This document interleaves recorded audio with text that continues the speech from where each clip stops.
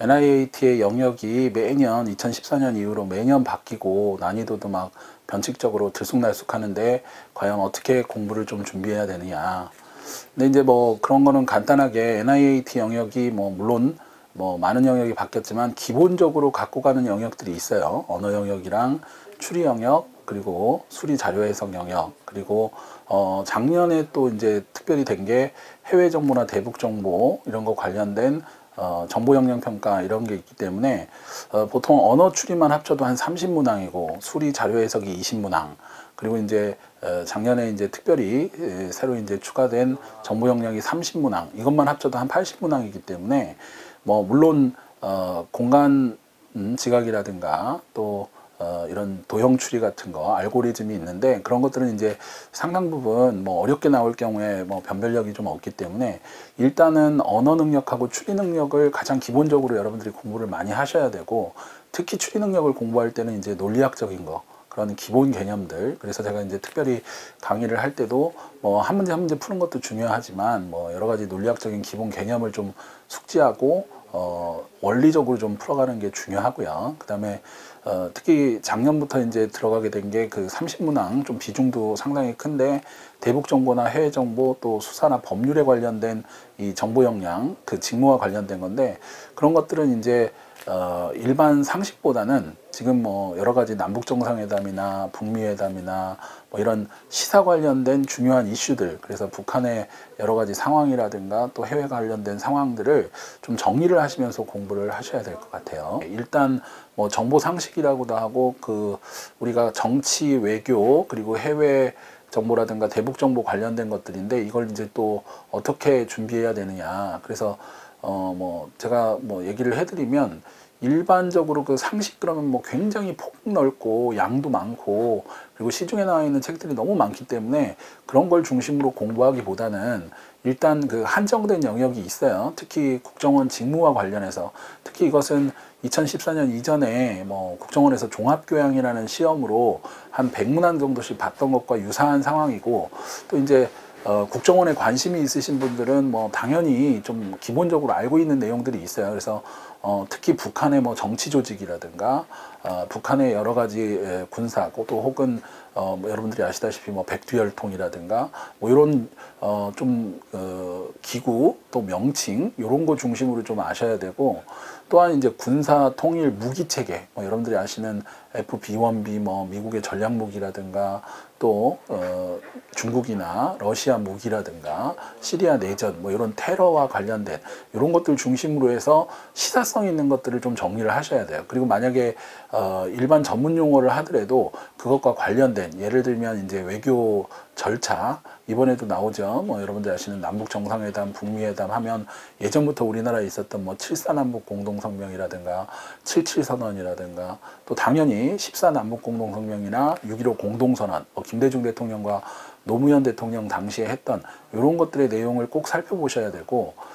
그러니까 이제 뭐 한정된 영역에서 시사성 관련 있는 주제들을 좀 정리하시는 식으로 공부를 하셔야지 뭐 폭넓은 뭐 사회, 예술, 스포츠 막 이런 것들하고는 전혀 상관이 없다. 그래서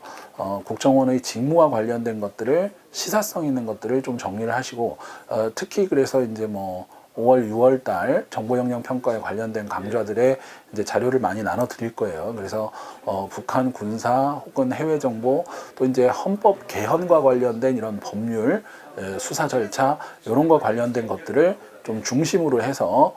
좀 임팩트 있게, 그러니까 너무 뭐 넓은 영역을 공부하시기보다는 그런 거에 좀 선별적으로 선택을 하셔서 공부를 하시는 게 좋습니다. 이거는 이제 뭐 2014년 이전에도 여러 가지 그 국정원이 갖는 논술의 특징이 있어요. 첫 번째는 뭐 우리가 알다시피 뭐 문화사 이런 것보다는 주로 정치나 외교와 관련된, 그리고 또 특히 사회에서도 이제 정의, 평등, 국가관이나 민족관 뭐 이런 걸 볼 수 있는 문제들이 많이 출제가 됐었죠. 근데 이제 NIAT가 도입되면서 한국사 논술이 들어왔는데, 그래서 뭐 여러분도 알다시피 일제강점기 때라든가 최익현, 뭐 작년에는 이제 정약용의 그 실학, 탕론 뭐 이런 것도 출제가 됐었고, 근데 이제 출제 경향은 대부분 아시다시피 우리 사회에서 지금 이슈화되는 큰 정치적 사건이나 뭐 이런 것과 관련성이 있어요. 그러니까 물론 한국사라고 하더라도 여러분들이 이제 뭐 물론 지금 뭐 남북 정상회담이라든가 외교 북핵위기도 있고요. 또 1919년 3.1운동 이게 이제 내년이면 100주년 되기 때문에 뭐 이런 것들도 있고, 또 여러 가지 부정부패 개혁이라든가 또 헌법 문제에서는 권력 구조라든가 뭐 이런 정치 구조라든가 개헌 문제라든가 이런 게 있기 때문에 사실 마찬가지로 한국사도 굉장히 삼국시대, 뭐 고려시대, 조선시대, 일제강점기, 6.25 이런 것들과 관련해서 너무 넓기 때문에, 폭넓기 때문에 여러분들이 반드시 선별적으로 주제를 좀 뽑아가지고 테마를, 그래서 뭐 30가지 주제라든가 이런 걸 좀 선별을 해서 올해 나올 만한, 그리고 이제 특히